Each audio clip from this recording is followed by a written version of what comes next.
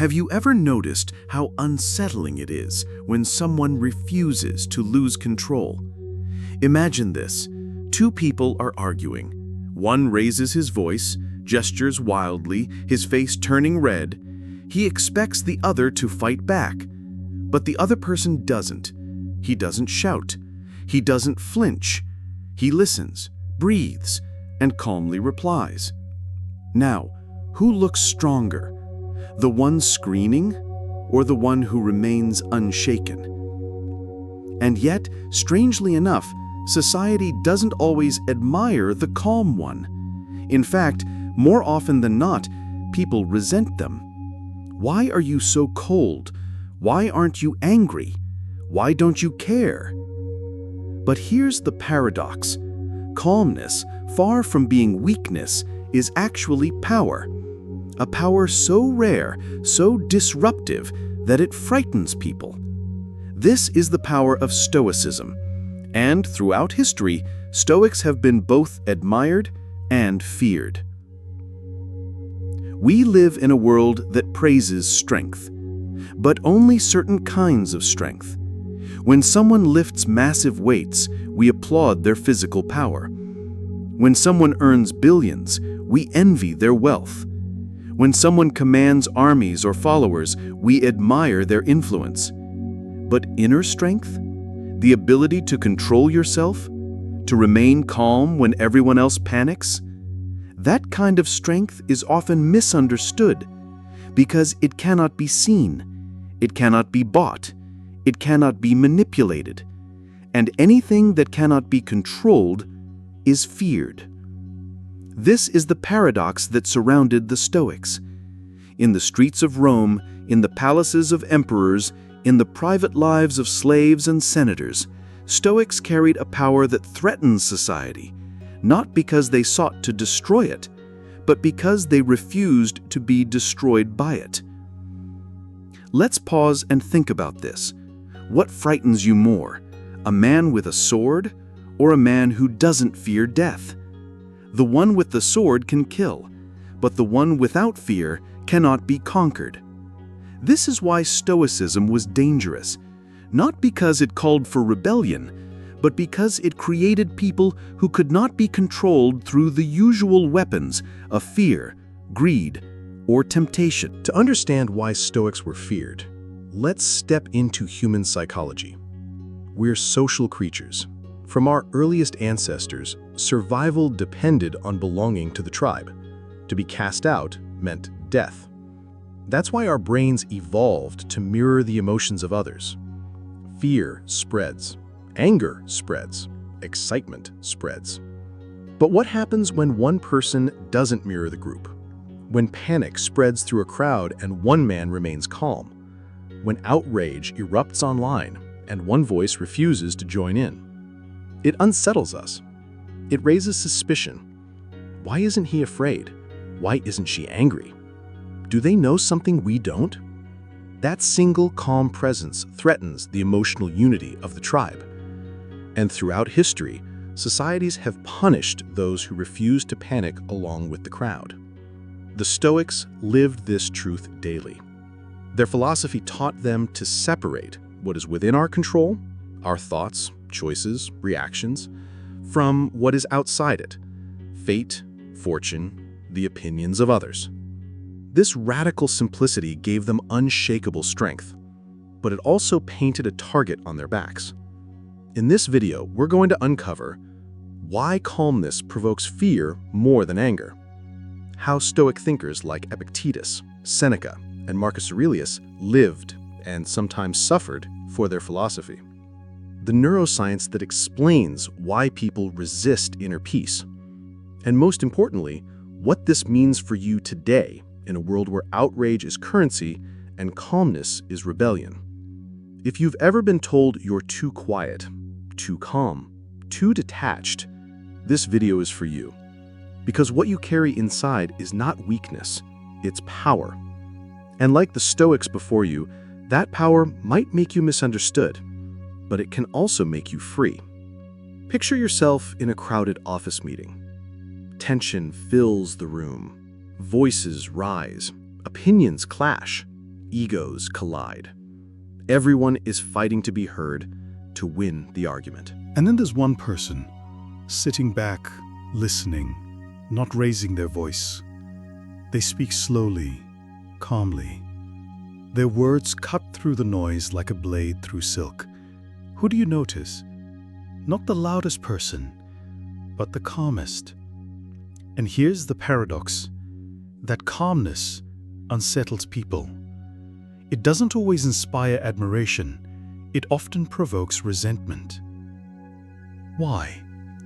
Because calmness exposes chaos. Psychologists call this the mirror effect. When you encounter someone with greater self-control than you, it reflects your lack of control. And human beings rarely forgive that mirror. Stand next to someone stronger than you, and you might admire their body. Sit beside someone wealthier, and you might envy them. But stand across from someone calmer, wiser, more disciplined. That doesn't just inspire envy, it threatens your identity. Because identity is built on self-image. And when someone reveals how little control you actually have over yourself, it shakes the very foundation of who you think you are. This is why calmness often provokes irritation. Why Stoics were accused of being cold, detached, even inhuman. It wasn't that they lacked emotion, it's that their control revealed everyone else's lack of it. Modern neuroscience shows that emotions spread through mirror neurons in the brain. When we see fear, we feel fear. When we see anger, we feel anger. This mechanism once kept tribes safe. If one person saw a predator and panicked, the fear spread instantly. That collective reaction saved lives. But calmness breaks this chain. A Stoic in the crowd refuses to mirror the panic. They remain centered, rational, unshaken. And the brain doesn't know how to process this. The crowd senses danger, but the Stoic doesn't react, so people suspect them, even resent them. What's wrong with you? Why aren't you panicking like the rest of us? That suspicion turns into fear. And fear. The deeper truth is this: we fear what we cannot control. You can bribe the greedy. You can intimidate the fearful. You can flatter the proud. But the calm, they slip through your hands. This is why tyrants have always feared philosophers more than soldiers. A soldier can be bought, threatened, or broken, but a philosopher who accepts death, he cannot be ruled. And that is terrifying. Imagine a protest. One side is shouting, waving signs, demanding action. On the other side, police in riot gear, shields up, batons ready. Suddenly, in the middle of the chaos, a single person stands still, silent, calm, not resisting, not attacking, just being. That image goes viral, not because it's violent, but because it's unshakable, because it exposes the absurdity of the chaos around it. The world doesn't know how to respond to someone who refuses to play the game of outrage. This is the same dynamic that made Stoics dangerous in Rome. Their refusal to panic, to lust, to rage, revealed the weakness of those who depended on fear to maintain power. When someone refuses to mirror our emotions, we feel exposed. Our ego senses danger. And the ego has only two strategies: attack the one who exposes us, or dismiss them as cold, arrogant, inhuman. This is why Stoics were accused of being emotionless statues. It wasn't true. They felt deeply. They just refused to be ruled by those feelings. But to the average person, that discipline felt unnatural, almost threatening. The Stoic wasn't playing by the same emotional rules. And in a society built on manipulation, whether through fear, pleasure, or anger. That made them rebels. Think about the world today. Outrage sells. Social media algorithms reward anger and division. Politicians rise to power by stoking fear. Businesses profit from keeping us addicted, restless, and impulsive. In such a world, what is the most radical act you can commit? Not shouting, not fighting, but staying calm. Calmness is rebellion. Silence is resistance. And self-control is power. This was true in Rome, and it's even truer today. The Stoics knew this long before neuroscience gave it a name. They practiced calmness not as weakness, but as strength. Epictetus, once a slave, declared, "No man is free who is not master of himself." Seneca warned, "He who angers you conquers you." Marcus Aurelius reminded himself, "You have power over your mind, not outside events. Realize this, and you will find strength." These teachings did not just inspire, they threatened. Because a person who cannot be controlled by fear, pleasure, or manipulation is a danger to every system built on those forces. That's why Stoics were feared, not for their violence, but for their calmness. Let's begin with Epictetus. He was born into slavery around 50 AD in the Roman Empire. His master was Epictetus, a powerful secretary of Emperor Nero, cruel, ambitious, and notorious for his brutality. Epictetus lived in chains. He had no rights, no possessions, no freedom. And yet, history remembers him not as a slave, but as one of the greatest teachers of freedom. There's a story, some say it's legend, others believe it's true. One day, Epictetus's master twisted his leg violently, either out of cruelty or as a test of endurance. Epictetus looked at him calmly and said, "If you continue, you will break it." His master continued. The leg broke, and Epictetus, still calm, simply said, "Did I not tell you?" This was not defiance, it was not anger, it was acceptance of reality. Pain could not break his spirit, even slavery could not chain his mind. Later, when he gained freedom, Epictetus would teach, "You may fetter my leg, but my will, not even Zeus himself can overpower." Imagine the power of those words in a world built on domination. A man with nothing, no wealth, no status, no army, claiming absolute freedom. No wonder society feared thinkers like him. Next, we move to Seneca. Seneca was born into privilege, educated in philosophy, and rose to become one of the most powerful men in Rome, advisor to Emperor Nero. At first, he was admired for his wisdom, his ability to calm the young emperor's temper. But over time, Nero grew cruel, paranoid, unstable, and Seneca found himself trapped in a nightmare, trying to guide a tyrant who listened less and less to reason. Seneca wrote about the shortness of life, about the importance of virtue over wealth, about the futility of chasing status, and yet he was surrounded by the very excess he criticized: palaces, gold, banquets drenched in decadence. His presence was dangerous, not because he plotted rebellion, because his writings reminded Rome of an uncomfortable truth, that wealth, luxury, and power are meaningless without virtue. Eventually, Nero accused Seneca of conspiracy. The sentence? Death. In one of the most famous moments of Stoic history, Seneca accepted the order. Surrounded by his students, he opened his veins calmly, as if it were another philosophical exercise. His death became a final lesson that a Stoic chooses how to face even the end.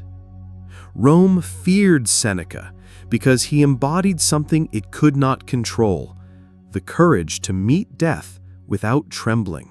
And then Marcus Aurelius, the philosopher-emperor, the ruler of the known world, commander of legions, master of wealth, sovereign of an empire. And yet, when we read his private writings, his meditations, we do not find arrogance, we do not find pride. We find doubt, we find struggle. We find a man reminding himself daily, do not waste what remains of your life in imagination. If it is not right, do not do it. If it is not true, do not say it. The happiness of your life depends upon the quality of your thoughts. These were not speeches for the Senate. They were whispers to himself, notes scribbled in tents while fighting wars on the frontier, reminders to stay calm, just, and virtuous, even while ruling an empire. Imagine the shock, the most powerful man in the world admitting, at least to himself, that true power lies not in armies, but in ruling the self. That message was dangerous, because it exposed the fragility of those who clung to external power. If an emperor himself said that wealth and conquest were illusions, what did that mean for everyone else chasing them? Epictetus, Seneca, Marcus Aurelius, very different men, a slave, a senator, an emperor, yet united by one truth: inner freedom is greater than outer power. And that truth terrified society. To tyrants, it meant their threats were useless. To the wealthy, it meant their riches were meaningless. To the ambitious, it meant their struggles for fame were empty. The Stoics did not fight with swords. They fought with silence, with calmness, with self-control. And in a world built on fear, greed, and manipulation, such calmness was the most radical rebellion of all. Let's pause here. Why exactly did Rome fear the Stoics? It wasn't their numbers. Stoicism was never a mass movement. It wasn't their violence. Stoics rarely, if ever, called for rebellion. It was their independence. Their refusal to be ruled by emotions, by fear of death, by desire for wealth, by hunger for status. Rome thrived on control. Emperors controlled through fear. Senators controlled through wealth. Generals controlled through glory. And Stoics threatened all of it, because they could not be controlled at all. So what do these stories mean for us today? Epictetus reminds us, even in chains, you can be free if you control your mind. Seneca reminds us, even surrounded by wealth and power, only virtue matters in the end. Marcus Aurelius reminds us, even at the top of the world, the real battle is within yourself. 3 men, 3 different lives, one timeless truth. The calmest person in the room is always the most powerful, because they are the least afraid. And that, more than anything else, is why Stoics were feared. 2,000 years ago, Epictetus taught that no man is free who is not master of himself. Marcus Aurelius reminded himself daily that the soul becomes dyed with the color of its thoughts. Seneca warned that we suffer more in imagination than in reality. Back then, these were philosophical insights, observations about human nature. Today, neuroscience and psychology confirm what the Stoics already knew, that our brains are wired in ways that make calmness rare, and resistance to calmness almost instinctive. At the core of this is a small almond-shaped structure deep in the brain, the amygdala. Its job is survival. It detects threats, triggers fear, and prepares us to fight or flee. When you sense danger, whether it's a lion in the wild or an angry boss at work, your amygdala floods your body with stress hormones. Your heart races, your muscles tense, your vision narrows. This reaction kept our ancestors alive. But it also creates a problem in modern life. The amygdala can't distinguish between a physical threat and a psychological one. Criticism feels like danger. Social rejection feels like death. A calm Stoic in the room feels like a predator who sees something you don't. That's why, when people encounter someone unshaken, their amygdala reacts with suspicion. Calmness in the middle of chaos doesn't soothe, it provokes. Think about it.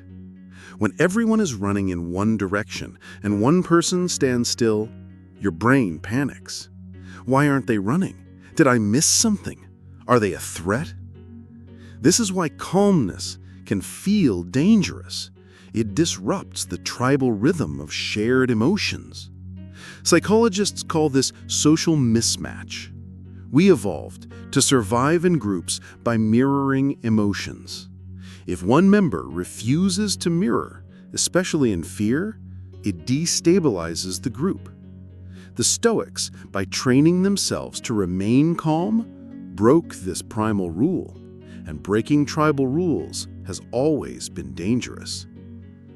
Modern science has also discovered mirror neurons, cells in the brain that fire both when we act and when we see others act. They're why you yawn when someone else yawns, why you feel pain watching someone get hurt, why laughter spreads in a room. But Stoics disrupt this too. When others panic, their mirror neurons tell them to panic. When others rage, their neurons fire with rage. But when they look at a Stoic, calm, unflinching, unmoved, the feedback loop breaks. Their brain expects contagion, but receives silence. And silence unnerves them more than shouting ever could. Psychology also explains why people resist Stoic thinking through cognitive biases. Status quo bias. The brain prefers the familiar. New ideas, especially uncomfortable ones, are rejected. Stoicism, which questions wealth, fame, and pleasure, disrupts this bias. The backfire effect. When confronted with evidence that contradicts their beliefs, people don't change their minds, they double down. When Stoics say death is nothing to fear, most people feel attacked, not enlightened. The Dunning-Kruger effect.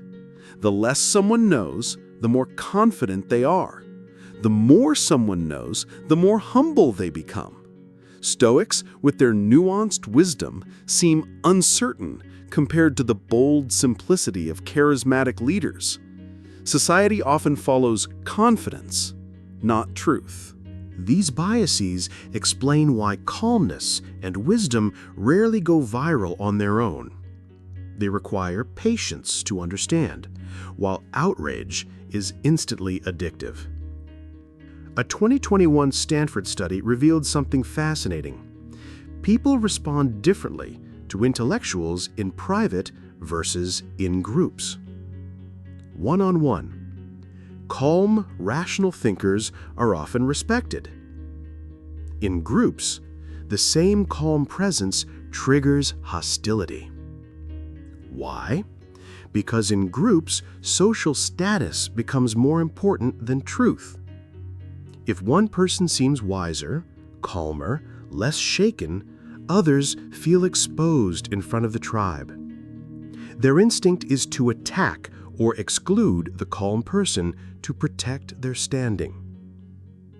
This explains why Stoics often thrived in personal mentorship. Epictetus teaching small groups of students, Seneca writing letters to a friend, but faced rejection on the larger stage of society. Now, think about today's world. Social media algorithms reward outrage, not reflection. Workplaces reward conformity, not independent thought. Politics rewards charisma, not calm wisdom. A Stoic voice doesn't fit these systems. Calmness doesn't generate clicks. Reflection doesn't trend. Silence doesn't sell. That's why Stoicism feels so radical today. Not because it's new, but because it resists everything our modern world amplifies. Underneath all of this lies one simple truth. The brain values belonging more than truth. For our ancestors, being cast out of the tribe often meant death. So the brain evolved to prioritize fitting in over being right.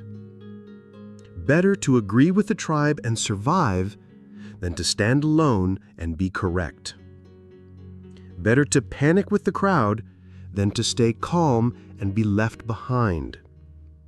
Stoics broke this instinct. They chose truth over belonging, virtue over acceptance, calmness over conformity. That's why society feared them, not because they were wrong, but because they were too free. Here's the paradox. The Stoics trained their minds to separate what they could control from what they could not. Modern science shows this is one of the healthiest mental habits a person can practice. Cognitive behavioral therapy, one of the most widely used treatments for anxiety and depression, is built on Stoic principles. It teaches patients to reframe thoughts, to accept what they cannot change, to focus on their responses rather than external events. In other words, science has confirmed that Stoicism works. And yet, despite the evidence, society resists it. Because while Stoicism heals individuals, it threatens systems of control. A calm population is harder to manipulate. A reflective mind is harder to sell to. A self-disciplined person is harder to addict. This is why calmness remains the rarest and most feared form of power. So what have we learned from modern science? The amygdala explains why calmness and chaos feels threatening. Mirror neurons explain why emotions spread and why Stoics disrupt the chain. Cognitive biases explain why society resists uncomfortable wisdom. Group dynamics explain why calm thinkers thrive in private but are attacked in public. The Stoics didn't need brain scans to know this. They lived it. They felt the resistance in their time, just as you might feel it today. But science now confirms their calmness wasn't weakness. It was strength. It was freedom. And it was feared for good reason. We live in the noisiest age in human history. Not noise from machines or cities, though those are loud enough, but noise from opinions, from arguments, from endless streams of information, updates, comments, and alerts. The world has never shouted so loudly. And yet, in the middle of this storm, the most powerful person is still the one who does not raise their voice. The Stoics would feel right at home today, not because the world is calm, but because it's chaotic. And chaos is where calmness stands out the most. Picture an office meeting. Everyone is scrambling to impress the boss, to pitch ideas, to show urgency. The atmosphere is electric, competitive, intense. Then one person speaks differently, slowly, with measured words. They're not trying to win, they're not trying to dominate, they're simply focused on clarity. How do others react? Some admire them, but many feel threatened, because calmness shifts the power dynamic.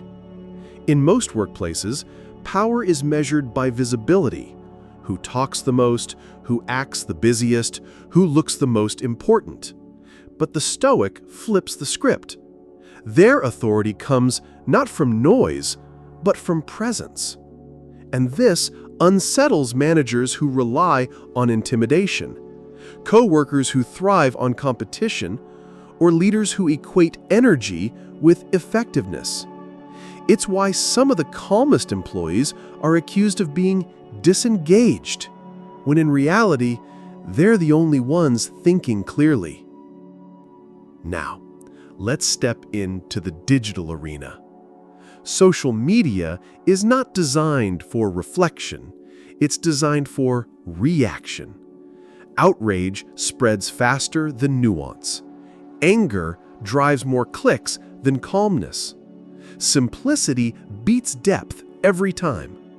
Scroll through your feed, what do you see?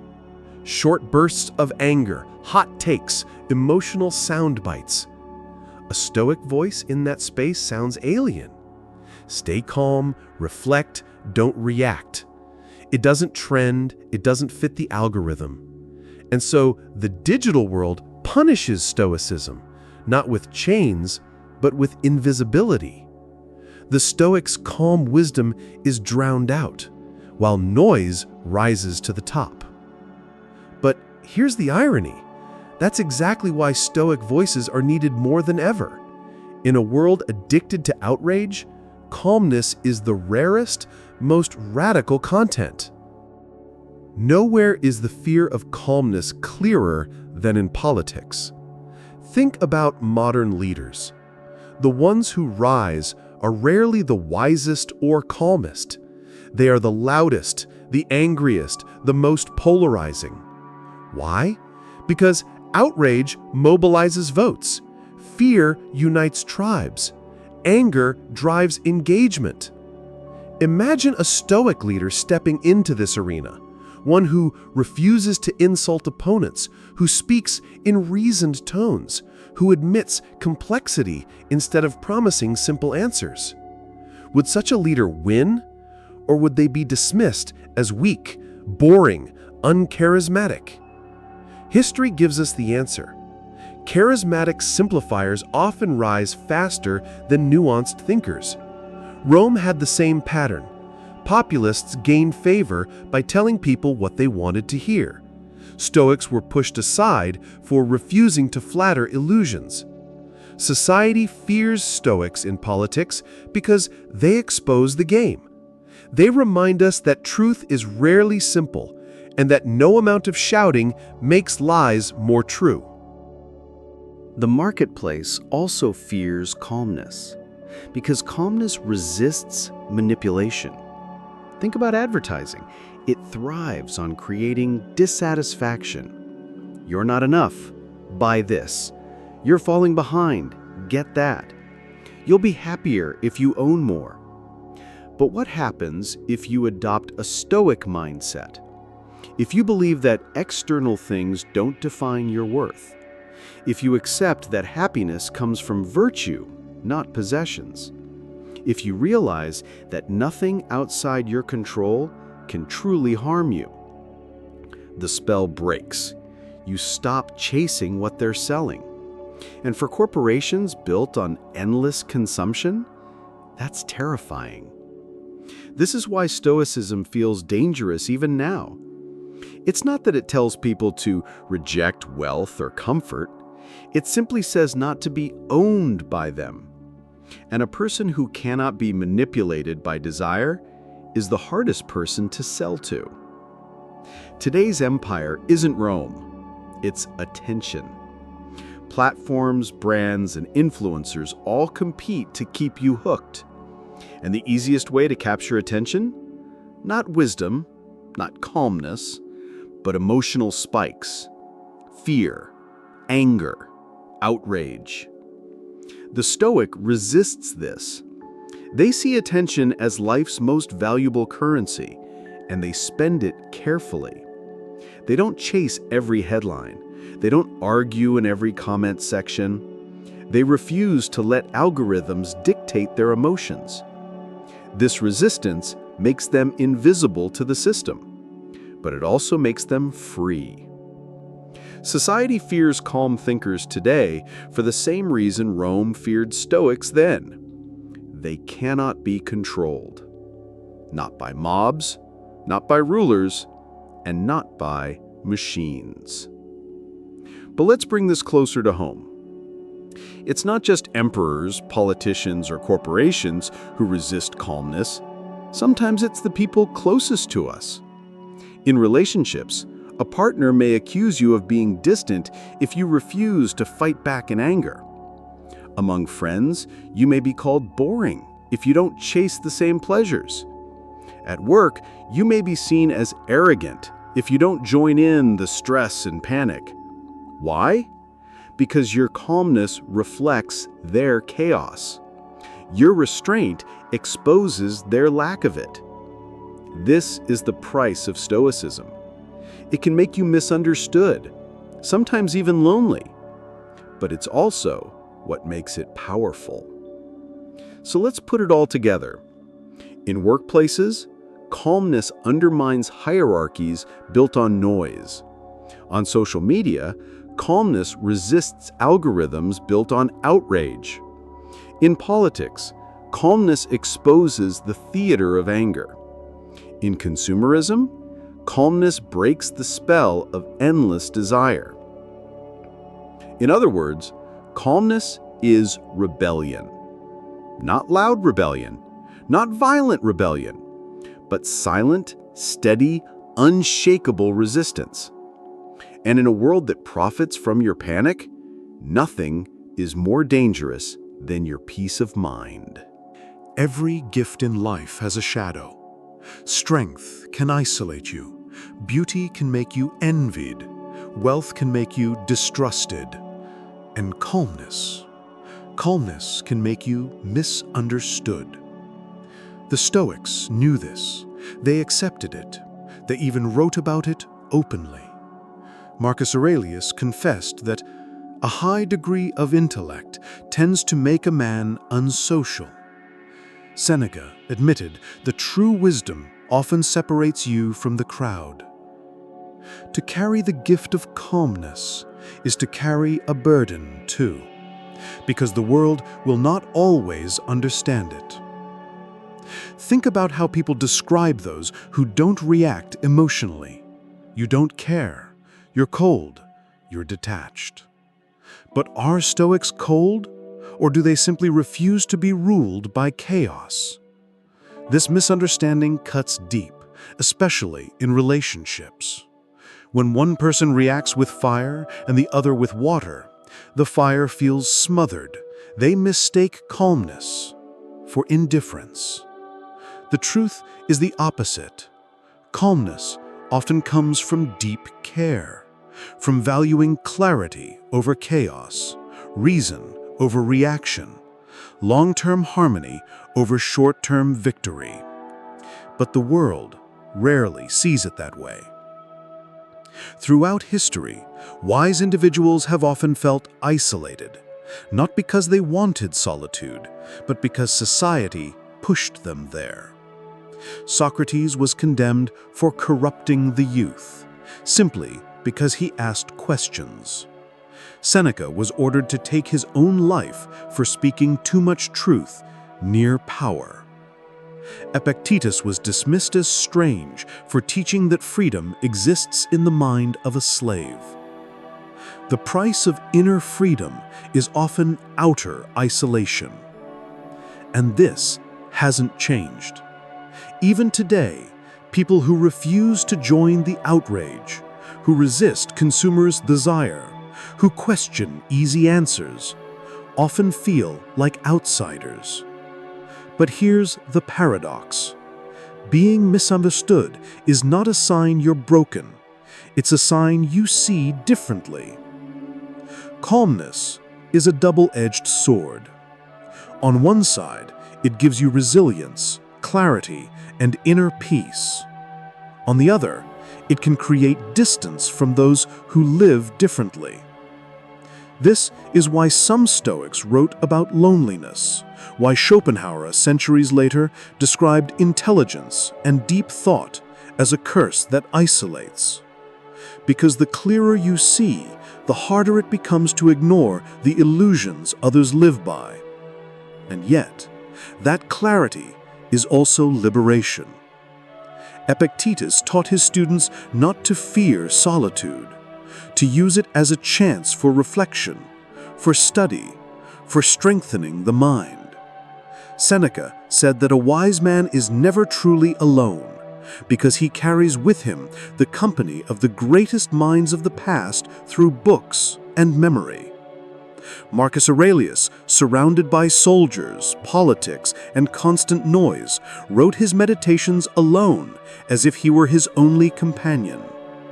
For the Stoics, solitude was not punishment, it was privilege.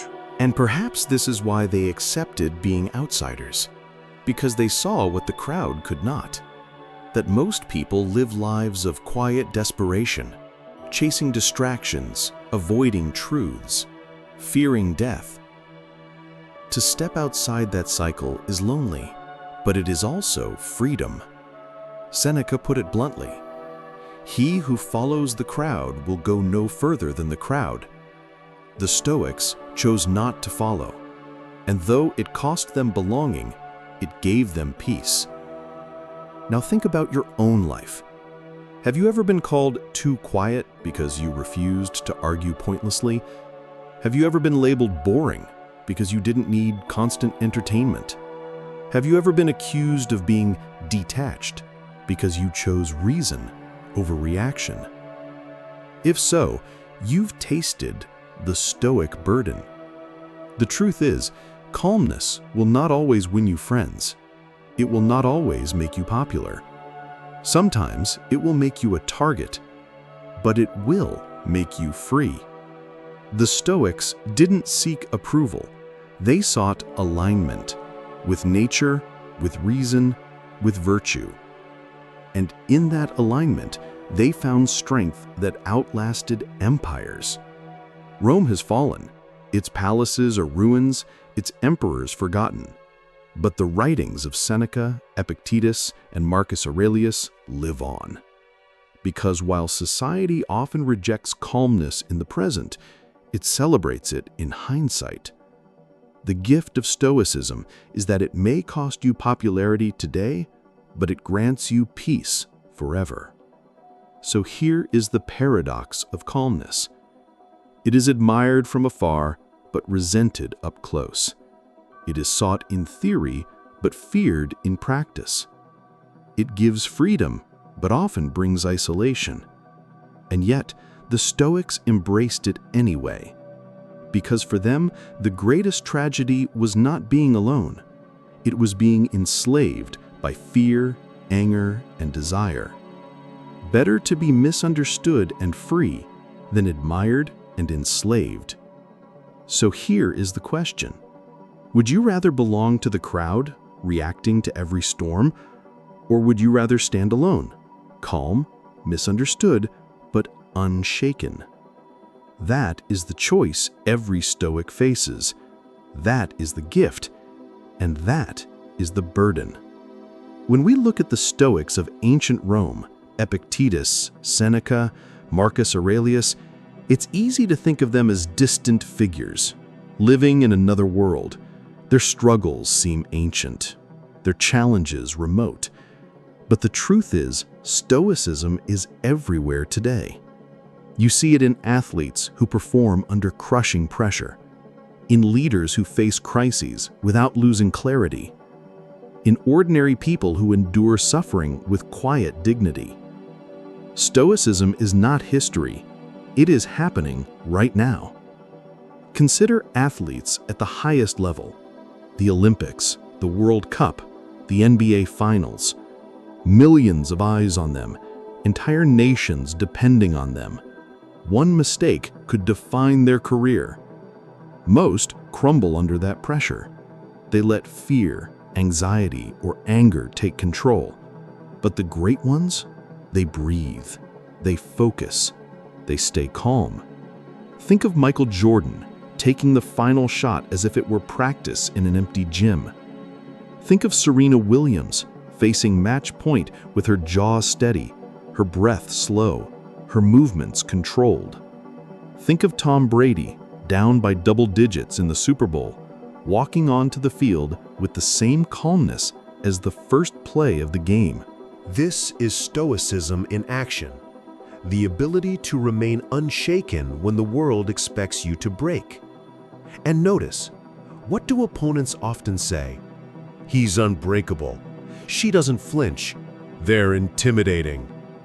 Once again, calmness is feared because it reveals the fragility of others. Now, consider leaders in times of crisis, a general in battle, a firefighter in a burning building, a surgeon in an emergency room. In these moments, panic kills. Calmness saves. History remembers leaders not for shouting orders, but for keeping clarity when everyone else lost it.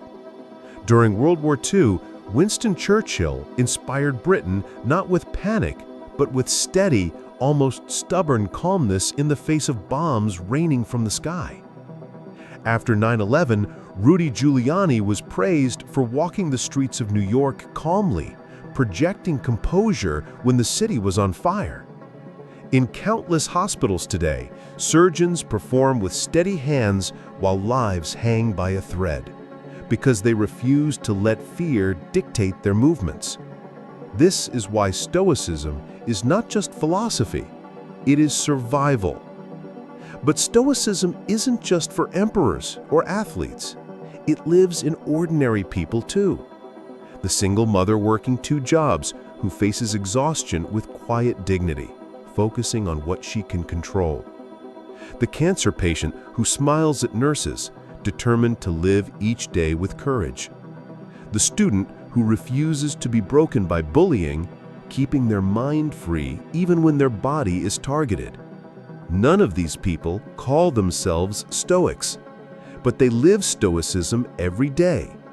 And just like in Rome, their calmness unsettles others.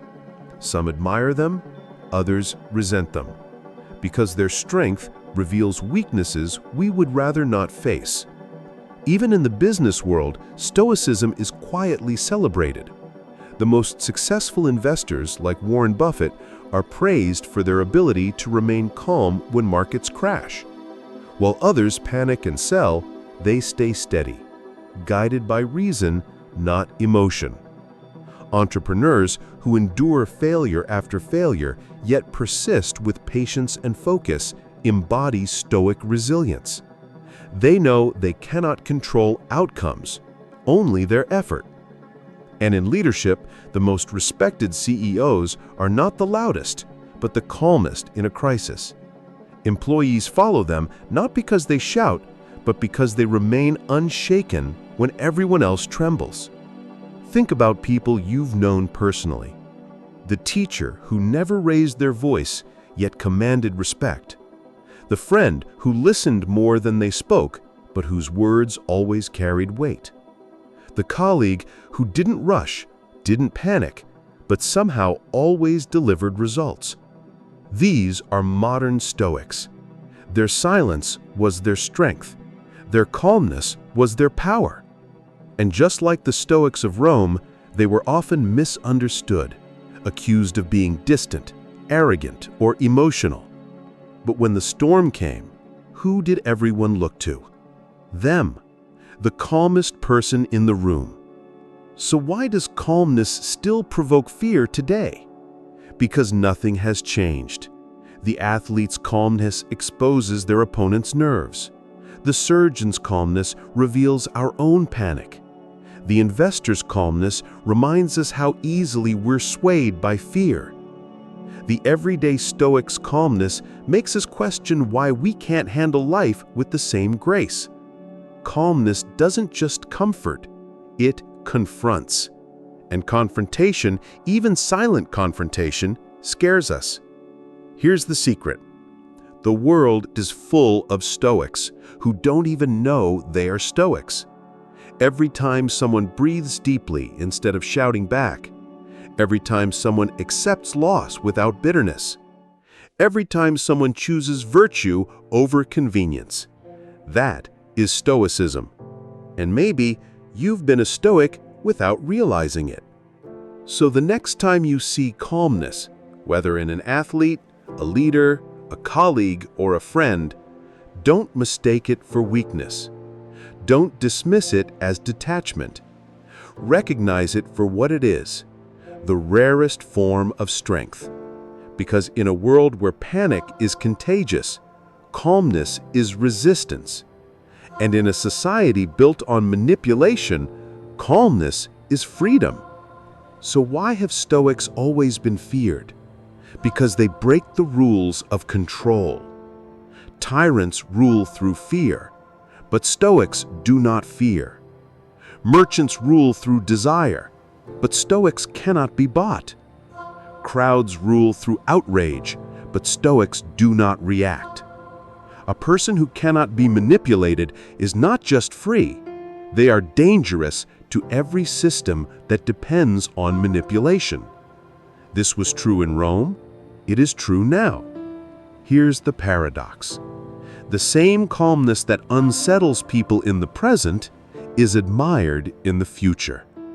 Seneca was forced to die, yet his writings inspire millions today. Epictetus lived as a slave, yet his teachings shaped modern psychology. Marcus Aurelius died on the battlefield, yet his private journal became a guide for emperors and everyday people alike. Society may fear Stoics in their lifetime, but history eventually honors them. And the same will be true for you. So now the question is not just about Rome, it's about you. Every day, the world tests you. At work, when panic spreads through the team, will you mirror it or remain calm? Online, when outrage fills your screen, will you join it or step back? In life, when loss, failure, or pain arrive, will you collapse or endure with dignity? These are not abstract questions. They are the daily battlefield of modern Stoicism, and your answer defines who you are. The Stoics were not superhuman. They felt pain, they felt grief, they felt temptation. What made them different was not the absence of emotion, but the refusal to be enslaved by it. They proved that true power is not over others, but over yourself. And this power, the rarest, most misunderstood power of all, is still available to you today. You don't need to be an emperor, a senator, or a philosopher. You just need to choose calmness over chaos, discipline over impulse, virtue over vanity. That is Stoicism. If you've ever been told you're too calm, too quiet, too detached, remember this: you are not broken, you are not weak, you are not strange. You are carrying the same strength that made emperors tremble, tyrants suspicious, and crowds uncomfortable. You are carrying Stoicism. And while the world may not always understand you, history is on your side. So stand firm. When others panic, breathe. When others rage, pause. When others chase illusions, choose virtue. It won't always be easy. It may make you misunderstood. It may make you lonely. But it will also make you free. And freedom, true freedom, is worth everything. In the end, society does not fear Stoics because they are wrong. It fears them because they are right. Too soon. And if you've ever felt the weight of that burden, know this: you are not alone. You are part of a lineage of thinkers, leaders, and ordinary people who chose calmness when the world demanded chaos. The world may not thank you today, but the future will. If this message resonated with you, I want to hear from you. Have you ever been judged for being too calm, for not reacting the way others expected? Share your story in the comments. Let's start a conversation. And if you want to keep exploring the wisdom of history's greatest minds, don't forget to subscribe, because we're just getting started.